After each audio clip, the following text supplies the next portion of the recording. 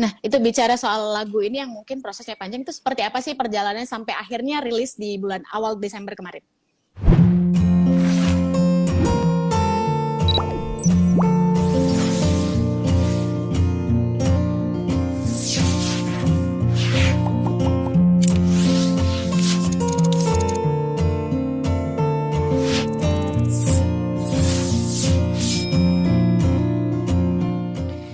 Cukup banyak pertimbangan sih Mbak. Pada akhirnya ya saya percaya bahwa sebuah karya yang dibuat secara jujur, secara raw dan secara genuine itu akan selalu kena kepada para pendengar itu. Jadi regardless akan dirilis tahun ini atau tahun depan, menurut saya it'll be the same thing gitu loh. Dan saya punya kepercayaan yang cukup tinggi bahwa ya insya Allah karya-karya yang jujur akan selalu sampai kepada pendengar sih.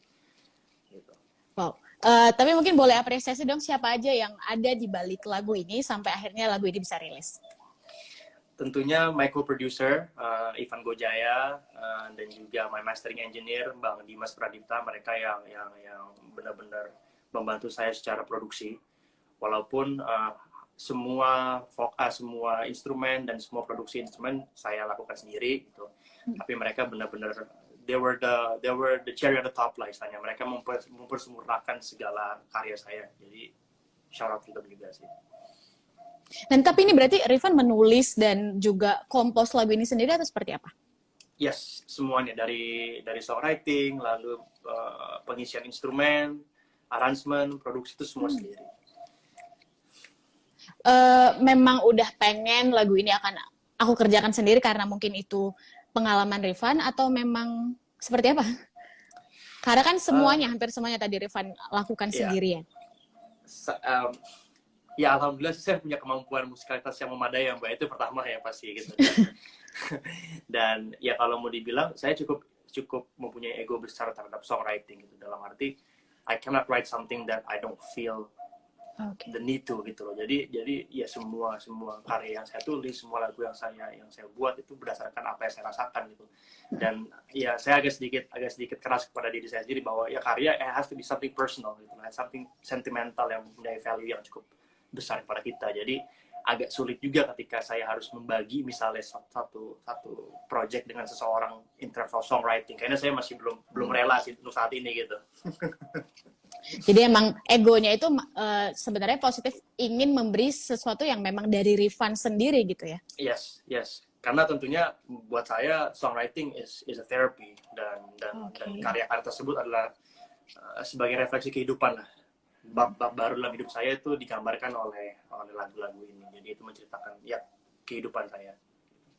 Ceritanya. Kalau tadi lagunya itu Rifan ingin semuanya dari Rifan, nih justru video klipnya itu pengen lebih dieksplor sama orang lain sepertinya. Iya, karena apa ya? Saya juga percaya bahwa Epi mempunyai talent yang cukup besar sekali dalam mengembangkan suatu ide dan suatu visual.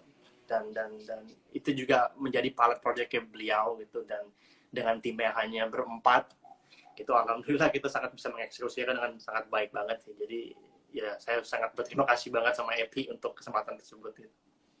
Ini dikerjakan di masa pandemi? Ini sebenarnya udah selesai dari bulan Desember tahun lalu. Wow, bahkan music videonya? Semuanya sudah selesai, dari kita syuting bulan Desember, lalu sekitar 2 minggu kemudian editingnya untuk Temporary Hours dan draft untuk 5207 itu udah selesai. Jadi udah dari tahun lalu sih, jadi bilang udah tahun lalu. bahkan lagu Temporary Hours juga belum rilis ya pada saat itu, kan Temporary Hours rilis di Maret. Ya, Maret betul, iya. Jadi video klip udah selesai, udah editing, tapi ya kita masih berevaluasi lah kira-kira kapan sih yang paling tepat untuk rilis itu. Dan setelah rilis Temporary Hours, seminggu kemudian kita semua kena pandemi. Jadi banyak banget penyesuaian yang harus saya dan tim lakukan. Itu juga tantangannya cukup luar biasa dan belum pernah saya lalui seumur hidup gitu. Apa yang alasannya saat ini dirasa tepat untuk rilis? Nyesal nggak rilisnya bukan dulu? Oh, mungkin tadi kan kita ngobrolin ini lagunya udah lama, proses pembuatannya udah lama juga selesainya. Ya mungkin penasaran, nyesel nggak sih rilis dari dulu? Karena sebenarnya udah selesai dari dulu gitu. Enggak sih, saya selalu percaya sih Mbak, when it's the right time, it's the right time. Gitu. Jadi nggak ada formula khusus untuk rilis kapan sih. Menurut saya ketika rilis hari ini atau besok itu ya sama aja gitu. Pada akhirnya akan menjadi sebuah karya yang berada di industri Indonesia gitu. Jadi menurut saya tidak ada penyesalan sama sekali, dan ya it's part of the journey sih. Nggak ada sama sekali penyesalan. Rifan lakukan kan karena pandemi. Mungkin kegiatan apa sih yang Rifan akhirnya lakukan nih di masa-masa pandemi ini? Lebih banyak fokus di kuliah sih, Mbak. Saya kan lagi lanjut studi S2, dan ya di sisi positifnya adalah kuliah di rumah, jadi lebih banyak waktu untuk ya fokus gitu loh. Dan sekarang udah memasukin semester 4, udah semester terakhir, fokus di tesis, dan ya lebih banyak memprioritaskan itu. Di samping saya juga produktif dengan musik, tentu bikin lagu, ya menulis lagu lah, itu tetap berjalan sih.